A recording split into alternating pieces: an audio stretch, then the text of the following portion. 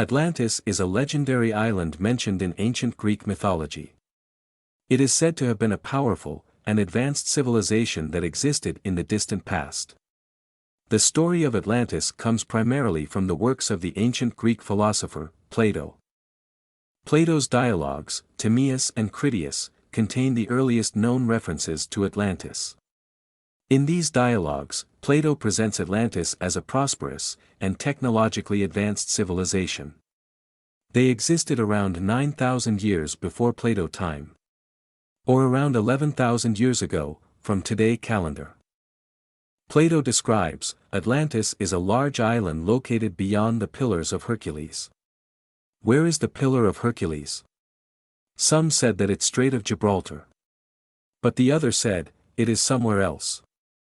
The island of Atlantis is larger than Asia and Libya combined, and inhabited by a noble and virtuous society.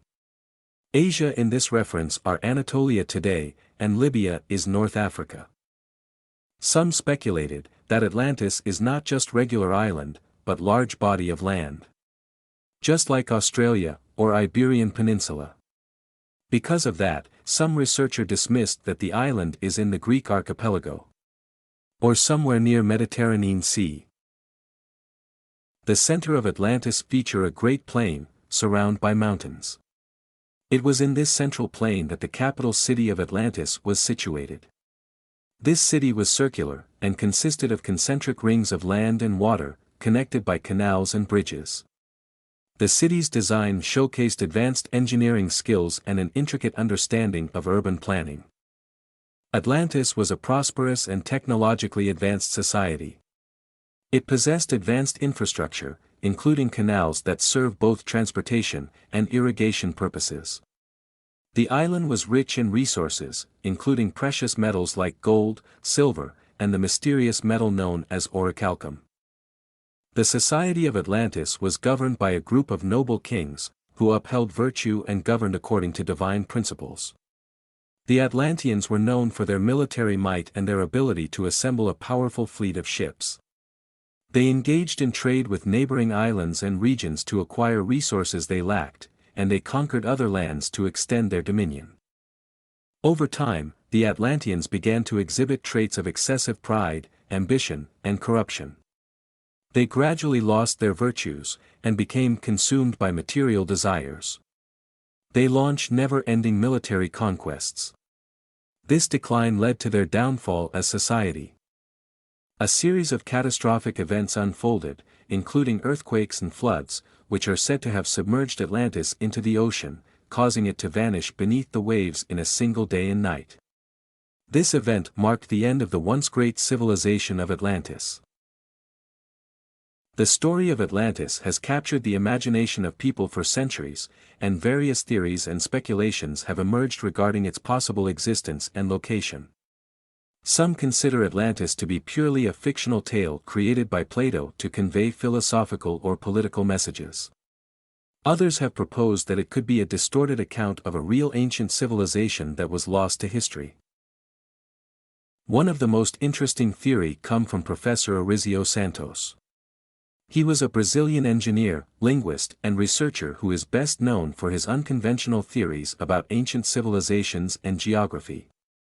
He gained attention for his alternative interpretations of various historical and mythological topics.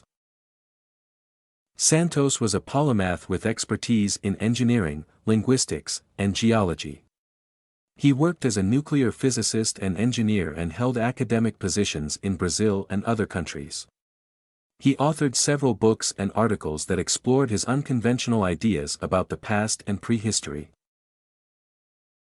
One of Santos's most well-known theories revolves around Atlantis. He proposed that the lost civilization of Atlantis was not located in the Atlantic Ocean, as suggested by Plato, but rather in the Indonesian archipelago, particularly around the area of modern-day Indonesia and Malaysia. Santos argued that the geographical descriptions of Atlantis, provided by Plato, align more closely with the region of Southeast Asia, rather than with the Atlantic Ocean. During Ice Age, when sea water dropped 30 meters from today, there are large body of land in Southeast Asia. They called it Sundaland. Sundaland, also known as the Sunda Shelf or the Sundaic region, is a term used to describe a submerged landmass that once connected many of the islands in Southeast Asia during that period. Sundaland extends to the Malay Peninsula and the islands of Borneo, Java, and Sumatra. It includes the Java Sea, the Gulf of Thailand, and portions of the South China Sea. In total, the area of Sundaland is approximately 1.8 million square kilometers. Almost the size of Greenland today. The area of exposed land in Sundaland has fluctuated considerably during the past recent 2 million years, and began to submerge over 20 to 11,000 years ago. The lowering of sea levels, during the last glacial maximum, exposed a substantial area of land between the various islands of Southeast Asia.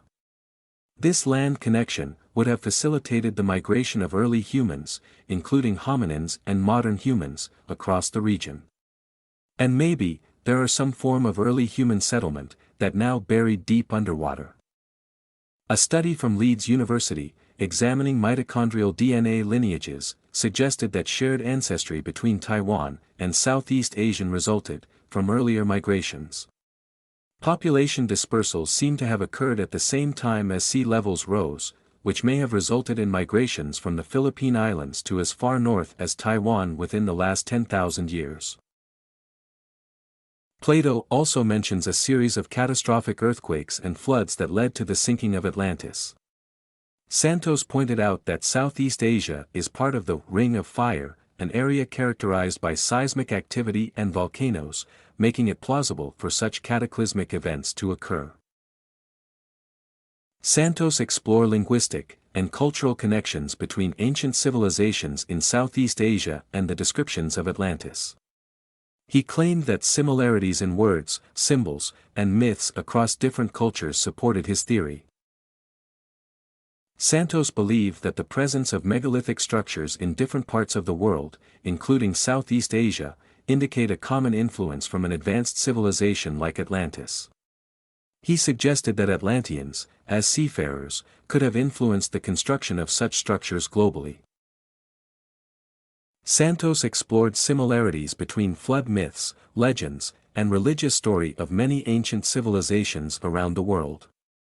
He proposed that these stories could be rooted in particular place in the world. He believed that many of those events are not separated. Rather, he believed that all of that event are occur in one place.